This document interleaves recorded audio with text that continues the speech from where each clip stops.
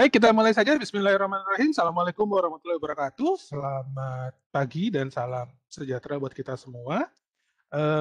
Hari ini kita lanjutkan materi kita hari ini. Setelah kemarin ujian tidak serius, mohon maaf saya belum sempat selesai cek semua karena kelas saya cukup lumayan banyak, jadi harus bertahap mengeceknya.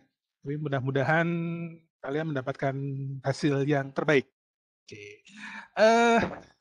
Mungkin hari ini saya sedikit menyampaikan materi tentang prosedur dan function. Tapi seperti biasa, sebelum kita mulai, silahkan diaktifkan dulu kameranya untuk keperluan berita acara. Silahkan, yang bisa mengaktifkan, mohon diaktifkan kameranya.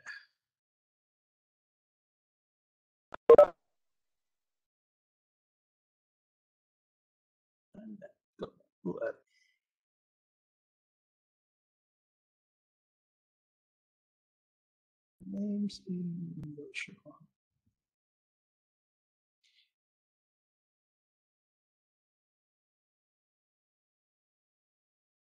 Oke, saya capture dulu ya. Untuk halaman pertama, 1, 2, 3. Oke. Kemudian halaman kedua, 1, 2, 3.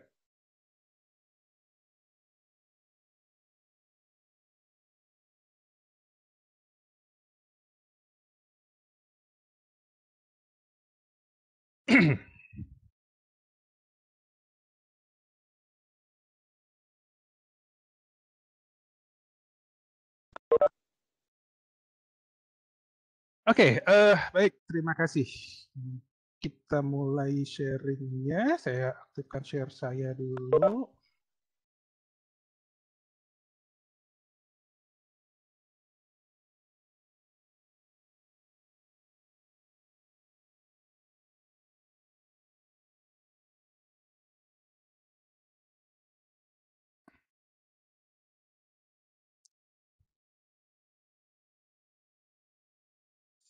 Oke, baik. Hari ini kita bahas tentang prosedur dan function, di mana prosedur dan function ini pada umumnya digunakan di berbagai macam bahasa pemrograman, akan tetapi di Python agak sedikit berbeda perlakuannya, karena prosedur dan function ini di dalam Python dijadikan satu. Kalau di bahasa pemrograman yang lain, dia dipisahkan. Jadi misalkan ada yang menyebut prosedur apa, terus kemudian ada yang menyebut sebagai function apa. Jadi terlihat bedanya karena ada kata-kata prosedur dan kata-kata functionnya. Oke, outline kita hari ini seperti ini. Kita langsung saja sedikit introduction-nya terlebih dahulu. Nah, jadi di sini prosedur dan function ini adalah sebuah program yang terpisah atau program kecil, ya, di mana program kecil ini digunakan untuk membantu proses di dalam main program utamanya. Biasanya orang mengenal perbedaan antara prosedur dan function ini pada saat ingin mempermudah coding programnya. Orang biasanya akan menanyakan kapan saya menggunakan prosedur dan kapan saya menggunakan function. Gampangnya untuk menggunakan sebuah function karena kita memerlukan sebuah nilai yang akan dikembalikan pada saat program tersebut dijalankan atau pada saat program tersebut di-execute. Nah, sedangkan prosedur tidak perlu menghasilkan atau mengembalikan sebuah nilai. Ya, jadi gampangnya seperti itu, bahwa function dia menghasilkan atau mengembalikan sebuah nilai jika function tersebut dipanggil, tapi kalau prosedur tidak. Jadi prosedur tidak mengembalikan nilai. Nah, di dalam Python, fungsi prosedur dan di dalam Python, prosedur dan function digunakan atau disebut dalam satu yang disebut function. Artinya disatukan cara penggunaannya. Perbedaannya mungkin nanti di dalam sintaknya saja. Ya, jadi kalau bahasa pemrograman lain, ada sintak prosedur dan ada sintak function, tapi kalau di dalam Python, prosedur dan function ini digunakan dalam satu kesatuan, artinya yang disebut dengan function saja, atau nanti kita temukan penggunaannya dalam menggunakan sintak def. Nah, kelebihannya, nah ini biasanya kenapa sih harus pakai prosedur dan kenapa sih harus pakai function? Sebenarnya supaya bahasa pemrogramannya lebih terstruktur sehingga mempermudah untuk membuat atau mempelajari bahasa pemrograman yang diperlukan. Nah, dengan adanya modul-modul atau subprogram yang kecil tadi, biasanya kita bisa menggunakan modul tersebut sebagai atau kita bisa gunakan berkali-kali. Di sini bisa disebut dengan reusability biasanya. Jadi misalkan saya punya prosedur untuk menghitung luas segitiga. Nah, tapi dalam badan program yang besar, ternyata luas segitiga tersebut dipanggil beberapa kali oleh beberapa modul misalkan. Sehingga ini yang kita sebut reusable. Bahkan kalau sudah berbicara dengan object oriented, bahkan objek tersebut bisa dipanggil oleh pemrograman yang lain. Ya. Jadi nanti kalau misalkan Anda pernah dengar bahasa pemrograman Python, Python itu adalah gabungan dari C dan Python. Ya, jadi disebutnya Python, CY, bukan Python Nirojim, bukan, tapi CY Python. Nah, fungsi utamanya atau benefit lainnya adalah pasti meminimalisasi penulisan perintah coding program yang sama. Ya, jadi daripada saya harus selalu bikin coding yang itu lagi, nah kita bikin sebuah prosedur dan function. Bahkan nanti ke depannya mungkin kalau yang sudah familiar dengan bahasa pemrograman, bisa membuat sebuah kelas tertentu mungkin untuk bisa dipanggil oleh siapapun, kapanpun gitu ya. Oke, coba saya lanjutkan. Secara kategori, prosedur dan function ini ada yang disebut dengan standar library function. Artinya fungsi-fungsi yang sudah otomatis built-in di dalam bahasa pemrogramannya itu sendiri. Ya, contohnya di dalam Python ada function-function yang sudah built-in. Ada raw input, open, dan sebagainya. Nah, ini kemarin ada yang max nih. Nah, max ini salah satu cara untuk mencari sebuah nilai tertinggi untuk dalam sebuah list atau dalam sebuah array dan sebagainya. Jadi kita bisa lebih mudah ya penggunaannya. Makanya kemarin kalau nggak salah di tugas yang pertama apa yang kedua saya lupa. Nah itu saya statement di situ dilarang menggunakan max ataupun min karena mempermudah. Nah tapi intinya adalah dengan menggunakan max min kita bisa mempermudah mencari sebuah nilai terbesar ataupun nilai tertinggi dalam sebuah deret nilai yang ditentukan. Kemudian ada program define function. Nah, bedanya dengan standar library function, berarti itu fungsi-fungsi yang sudah built-in, sudah ada tersedia oleh bahasa pemrogramannya. Kemudian ada program define function, artinya sebuah function yang kita buat sendiri. Ya, artinya untuk keperluan kita sendiri, kita bisa bikin sendiri. Kelebihan dari penggunaan Python saat ini sebenarnya apapun yang Anda perlukan, saat ini sudah banyak sekali orang membantu kita meng-create, tinggal kita menggunakan secara langsung. Kita tinggal import saja. Nah, banyak yang sudah melakukan seperti itu, daripada pusing-pusing bikin sendiri, cari. Tapi kalau memang ternyata saya harus membuat sendiri yang versi saya, nah ini artinya saya bisa melakukan dengan membuat prosedur ataupun function yang milik kita sendiri. Ya. Oke. Nah, di dalam Python terdapat dua perintah yang dapat digunakan untuk membuat sebuah function, yaitu def dan lambda. Tapi mungkin untuk kalian mungkin saya tidak akan bahas tentang lambda karena bukan peruntukannya mungkin. Jadi saya cuma bahas tentang def-nya saja. So, def ini adalah fungsi untuk mendefinisikan sebuah function ataupun sebuah prosedur. Nah, di mana def ini merupakan perintah yang executable, artinya dia tidak akan jalan, tidak akan aktif sampai dipanggil atau sampai di running. Ya. Jadi kalau misalkan kemarin sudah saya selalu bikin def main, nah ini secara tidak langsung kita membuat sebuah function namanya main, dan kemudian nanti function tersebut akan dipanggil atau di-execute dengan cara merunning atau memanggil function tersebut. Sedangkan kalau lambda ini di Python dikenal sebagai anonymous function. Artinya fungsi yang tidak perlu disebutkan namanya. Ya, tapi bedanya lambda ini bukan sebuah statement atau bukan sebuah perintah, tapi lebih ke sebuah expression, ya, sebuah fungsi ekspresi. Ya. Oke, tapi mungkin untuk teknik logistik saya nggak akan membahas tentang lambda deh, bukan peruntukannya soalnya. Takutnya ketinggian. Oke, saya lanjutkan.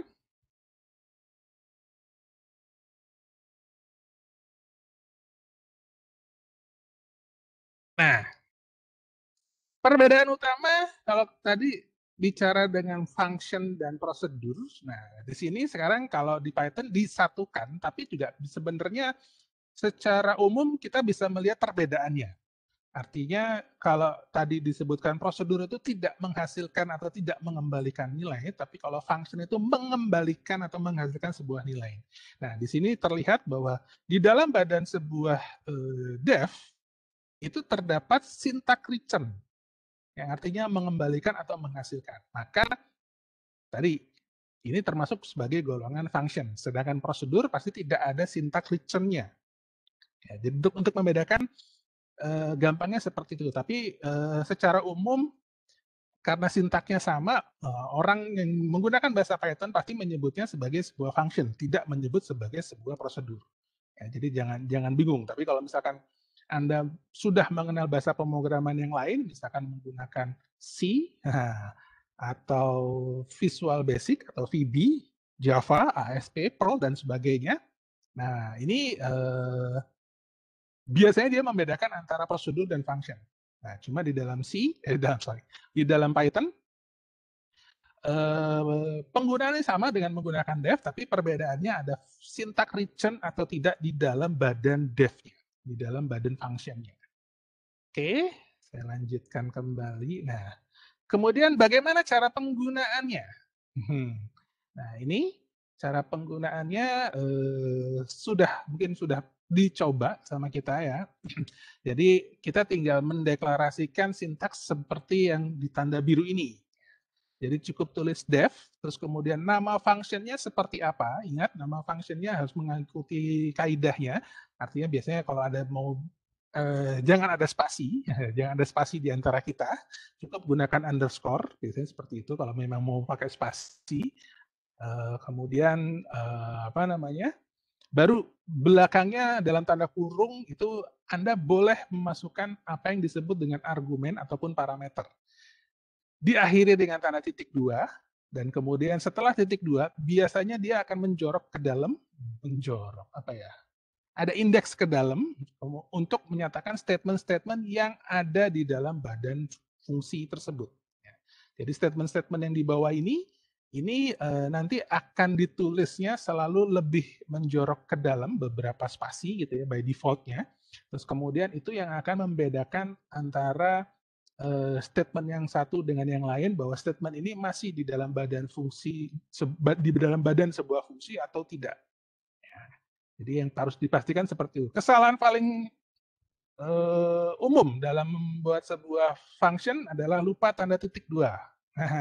Atau tadi, ternyata yang saya ketik ini harusnya masih di dalam sebuah function, tetapi karena tidak dilakukan tab ataupun indeks ataupun menjorok ke dalam tadi, nah, sehingga dia dianggap di luar dari badan sebuah function.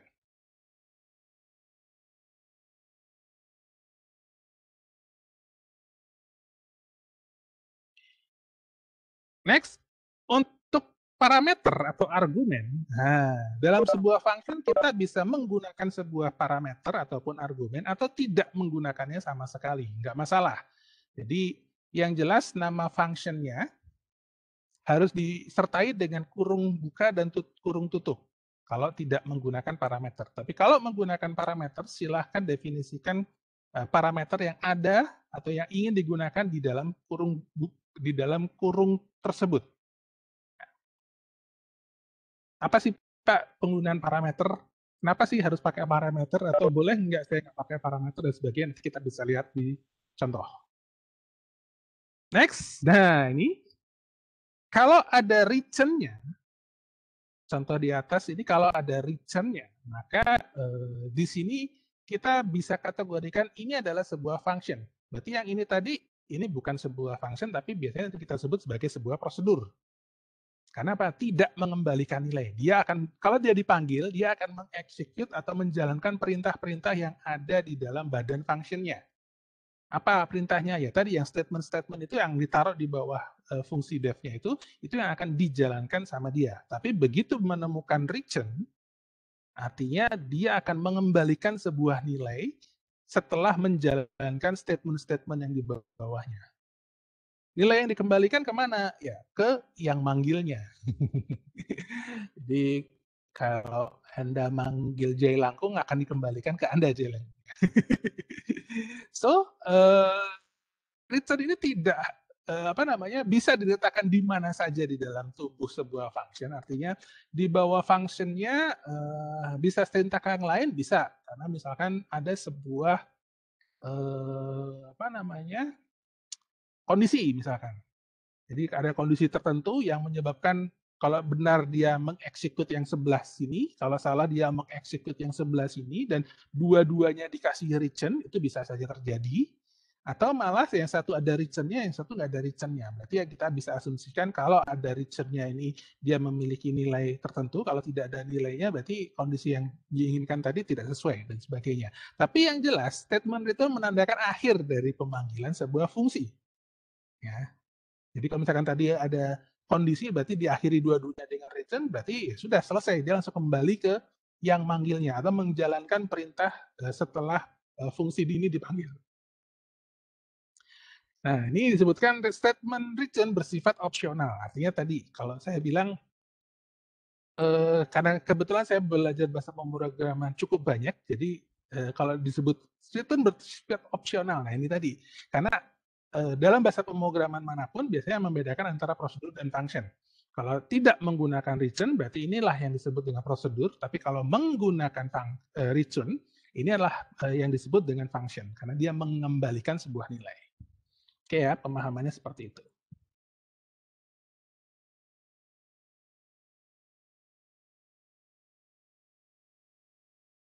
Oke, langsung contoh. Untuk contohnya di sini, misalkan saya membuat sebuah function dengan nama ucapan. Nah, di sini bisa terlihat, pastikan kita menulisnya, jangan lupa kurung bukanya, kurung buka, kurung tutupnya, kemudian diakhiri dengan tanda titik 2. Nah, pastikan di situ dilihat bahwa ada dia menjorok ke dalam sekitar 4 spasi biasanya, atau tergantung tabulasi setting yang Anda tentukan di text editor Anda. Nah, kemudian dia akan menjalankan statement-statement yang ada di dalam badan functionnya. Nah, kemudian cara memanggilnya, dia tidak akan langsung bisa dijalankan, tapi harus dipanggil. Dipanggilnya dengan cara memanggil nama functionnya. Contoh di bawah ini adalah yang ucapan buka kurung dan tutup kurung. Sehingga functionnya akan bisa berjalan. Kalau nggak dipanggil, ya nggak keluar-keluar. Nggak akan jalan, nggak akan dieksekut gitu ya. Dia akan dieksekut kalau dipanggil atau digunakan. Oke, lanjut. Next. Sekarang kita coba statement yang agak sedikit panjang. Ya, di sini Anda bisa lihat, Anda bisa coba langsung, misalkan kalau ada yang mau sambil nyoba, silakan. Saya hari ini tidak mau demo, saya cuma ingin lihat apakah Anda mau nyobain atau cukup melihat saja biar terlihat hasilnya, atau tidak, silakan. Nah, dari contoh coding program di atas, penggunaan fungsi dengan menggunakan region. Kalau yang sebelumnya tadi, ini tidak ada region-nya, maka ini yang bisa Anda sebut sebagai prosedur. Gitu ya. Jadi Anda mau panggil ucapannya berkali-kali, dia tidak akan mengembalikan nilai apapun. Tapi kalau ada return-nya, seperti contoh program yang kedua ini, nah dia akan mengembalikan sebuah nilai. Artinya, pada saat print saya panggil perkalian ini memiliki sebuah nilai. Nilai ini yang akan nanti dimunculkan. Jadi, Pak, berarti bisa nggak saya memanggil fungsi ini tanpa tombol print? Ya, bisa aja. Tapi tergantung lagi, apakah langsung muncul? Tergantung lagi, apakah di dalam dev-nya atau di dalam badan fungsinya ada untuk menampilkan. Kalau nggak ada menampilkan, ya kesannya nggak kelihatan apa yang sudah Anda panggil, gitu kan. Artinya, kalau yang ini tadi, kalau kita panggil ini, karena ada print-nya, berarti dia akan menampilkan. Tapi kalau ini, nah silakan coba. Kira-kira kalau saya langsung panggil perkalian, buka kurung, tutup kurung, tanpa ada print nih. Silakan dicoba. Kira-kira hasilnya seperti apa? Nah, nanti kita bisa diskusi. Nah, tujuan saya nggak demoin biar Anda yang nyobain. Kalau ada yang bingung, Pak, keluarnya begini. Kenapa ya? Kok nggak keluar? Nah, nanti kita diskusi. Oke, jadi dari contoh di atas, kita bisa lihat fungsi dengan nama perkalian yang tidak menggunakan argumen, tapi menggunakan return. Ya, jadi perhatikan di sini saya tidak menggunakan argumen ataupun parameter di dalam kurung sebuah nama functionnya, tapi langsung saya definisikan misalkan A sama dengan 3, B sama dengan 4, kemudian C sama dengan A dikali B. Kemudian saya return C. Nah, nilai yang ada di dalam C akan dikembalikan menjadi nilai sebuah fungsi. Nilai fungsi apa? Fungsi perkalian tersebut. Sehingga pada saat saya jalankan atau saya panggil di main program saya ketik print dalam kurung perkalian, maka akan muncul hasil. Hasilnya didapat dari mana? Hasilnya didapat dari fungsi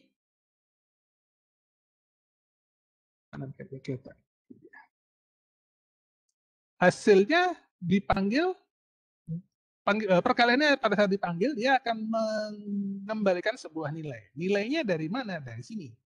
Jadi C ini nilainya adalah 3 dikali 4, 12. Maka dikembalikan menjadi nilai perkalian. Artinya seolah-olah fungsi perkalian ini adalah dianggap sebagai sebuah variabel yang memiliki sebuah nilai. Oke, mudah-mudahan nggak bingung dengan yang saya terangkan. Jadi seolah-olah saya punya variabel namanya perkalian, di mana isinya adalah pada saat saya panggil ini, maka dia akan memunculkan angka 12. Nah, Pak, sekarang gimana Pak kalau biar nilainya beragam atau nilainya berubah-ubah? Kalau gini kan sampai botak begitu di running, ya, angkanya selalu seperti ini. Nah, gimana supaya angkanya bisa kita atur atau bisa kita yang menentukan input outputnya?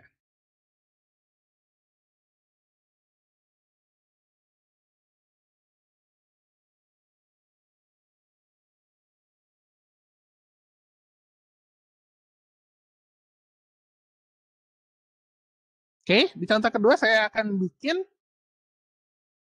ditambahkan sebuah parameter. Parameter di sini adalah sebuah nilai atau sebuah variabel yang akan dijadikan sebagai sebuah acuan. Jadi ini A dan B ini adalah sebuah variabel yang akan dijadikan acuan dalam memproses badan fungsinya. Oke, jadi misalkan saya definisikan sebuah fungsi perkalian dalam kurung A, B. Artinya saya punya dua parameter yang terdiri dari A dan B, atau dua variabel yang terdiri dari A dan B. Di mana C itu adalah A dikali B. A-nya dapat dari mana? A-nya saya ambil dari parameter ini. B-nya saya ambil dari parameter yang kedua ini.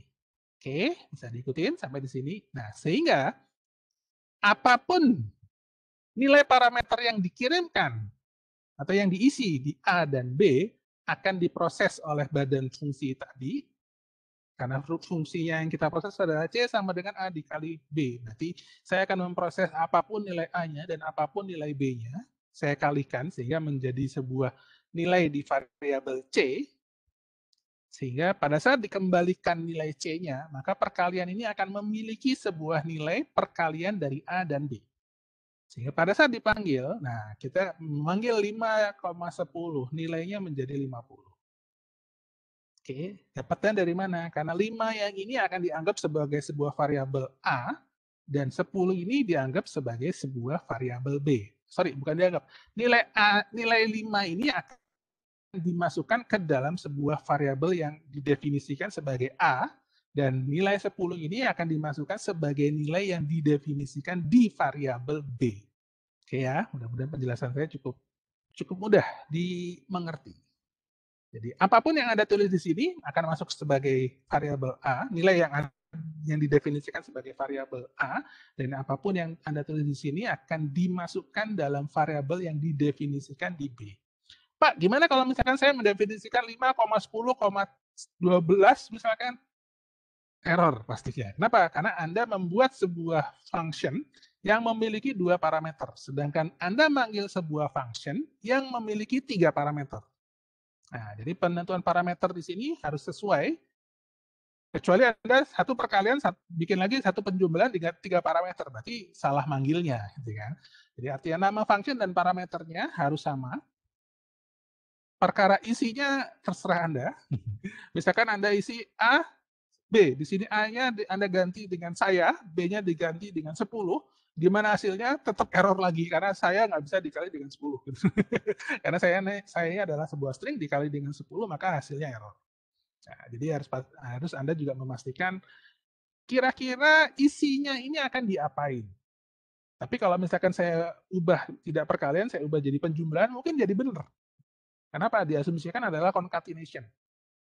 Jadi kalau A ditambah B, jadi A-nya 5, 10-nya B misalkan, jadi kalau misalkan C sama dengan A tambah B, maka output-nya adalah 15. Tapi kalau misalkan di sini saya ubah menjadi 5-nya saya ganti dengan kalimat saya, jangan lupa dikasih tanda petik, gitu kan? Petik 1 ataupun petik 2, ditulis saya, kemudian 10, maka pada saat output-nya, maka dia akan menganggap ini akan melakukan sebuah concatenation. Yang ada munculnya saya 10. Mungkin ceritanya akan beda lagi. Oke, sampai di sini. Mudah-mudahan ada yang ingin ditanyain. Silahkan dilakukan di chattingnya.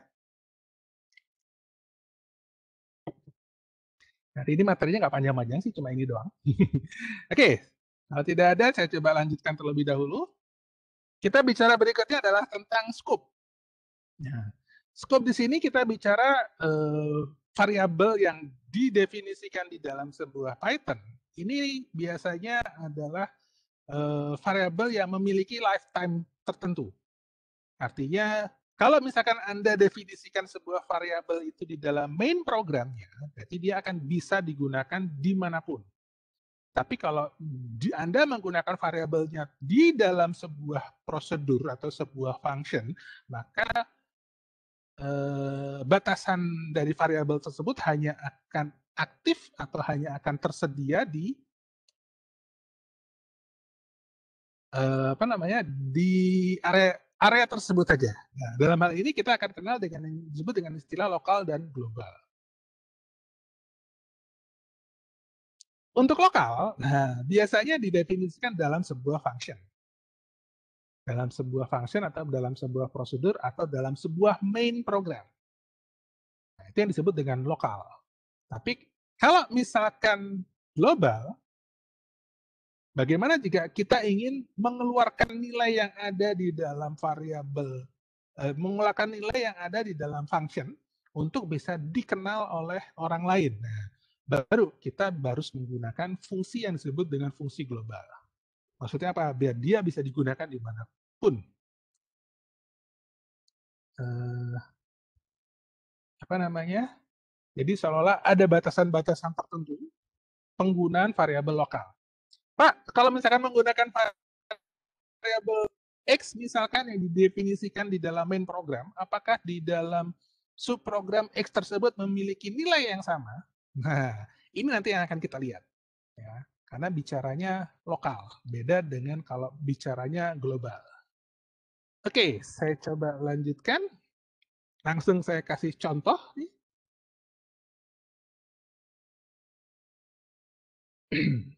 Saya bikin sebuah fungsi ya isinya seperti coding program ini.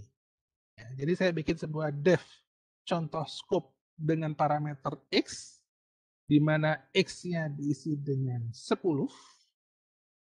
kemudian apa namanya, saya tampilkan nilai X-nya untuk melihat fungsinya. Jadi seolah-olah di sini X nilainya 10 ya, kemudian apa namanya, saya ubah atau saya tampilkan nilai X-nya. So, dalam main programnya saya definisikan terlebih dahulu, X-nya saya isi dengan 30, berarti di dalam main program, nilai X, batasan atau scope-nya nilainya 30. Pada saya panggil nilai X di luar fungsi, jadi X-nya sebelum saya panggil ke dalam fungsinya nih, maka nilai X-nya adalah 30. Oke, sesuai karena didefinisikan di atas. Kemudian, pada saat saya panggil function yang ini, yang di atas ini, diisi dengan X. Artinya saya akan mengirimkan nilai 30 ini ke dalam X di sini, sehingga X-nya jadi 30. Tapi di dalam sini saya ubah lagi, X-nya jadi 10. Jadi X yang semula 30 saya ubah jadi 10. Kemudian saya tampilkan. Artinya di sini pada saat saya memanggil scope X, maka dia akan menampilkan yang ini kan, nilai X dalam fungsi nilainya 10. Yang Anda ingat saat ini, nilai X-nya adalah berapa? Di dalam fungsi nilai X-nya 10. Tapi begitu selesai dikerjakan, badan function ini selesai dikerjakan, maka dia akan mengubah atau tidak? Pertanyaan itu. Nah, sehingga begitu saya panggil lagi X-nya, berapa sih nilai X-nya? Dia akan tetap kembali nilai X-nya jadi 30. Kenapa? X sama dengan 10 ini hanya aktif di sini doang. Keluar dari sini dia hilang. Oke? Bisa diikutin ya. Nah, supaya X di sini bisa mengubah yang lain, atau mengubah variabel X yang ada di fungsi di sini, maka nanti tugas Anda adalah tinggal menambahkan global. Jadi global spasi X sama dengan 10. Sehingga kalau ini dipanggil, dia nggak muncul 30, tapi munculnya menjadi 10, sesuai dengan yang ada di dalam function. Nah, ini saya nggak contohin codingnya, tapi kalau yang hari ini mendengar presentasi saya, Anda bisa ubah, bisa coba menambahkan global sebelum kata X-nya, sehingga nilai X-nya ini akan didefinisikan bisa mengubah nilai variabel yang ada di main programnya. Oke. Next, saya lanjutkan. Nah, ini agak ribet sedikit nih, agak sedikit panjang. Kira-kira apa yang bisa dipelajari dari sini? Saya coba, saya nggak akan, kalau saya minta Anda nyobain pasti akan lama, jadi nggak apa-apa, saya coba apa namanya, ceritakan secara langsung saja. X di sini saya isi sebagai nilai 10, kemudian Y saya isi dengan 15. Oke, soalnya kita punya di memori X-nya 10, Y-nya 15. Oke, kemudian saya punya function swap X, Y.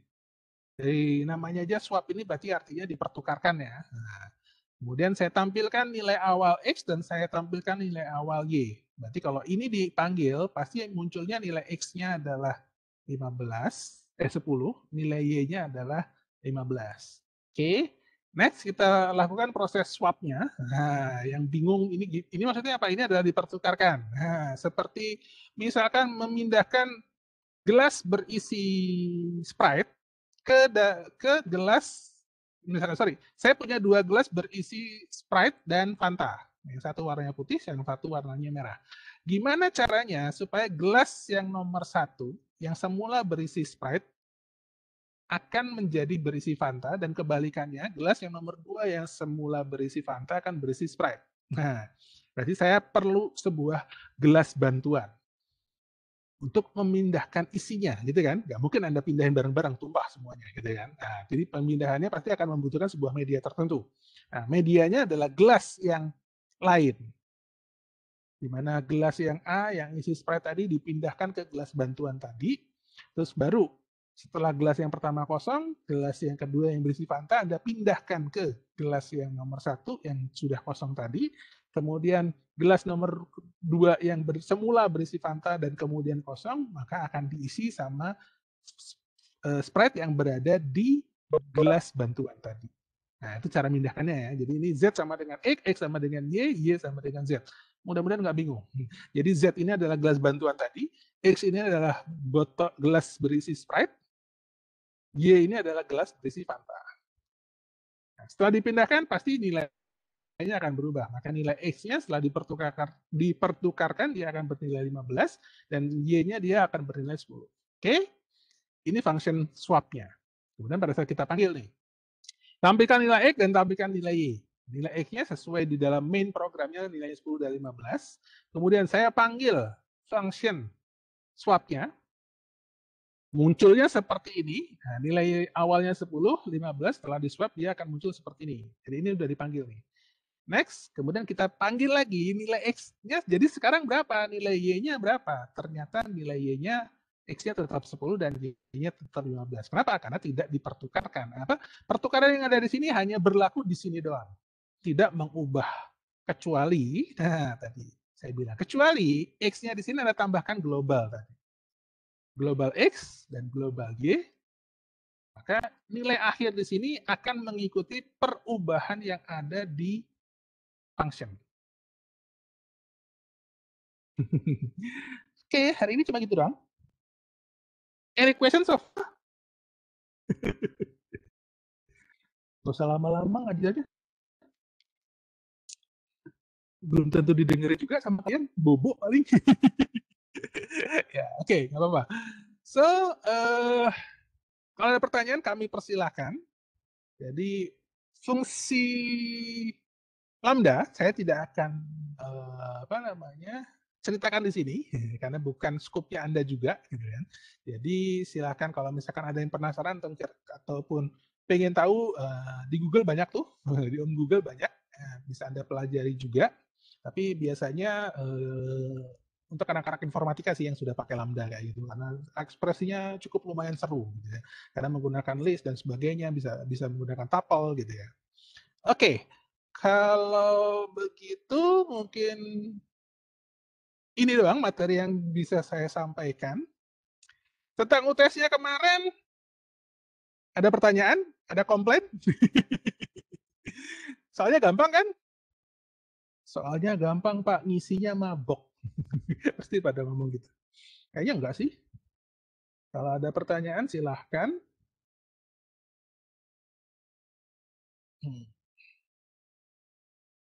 Tidak ada. Wah, sudah canggih berarti ya.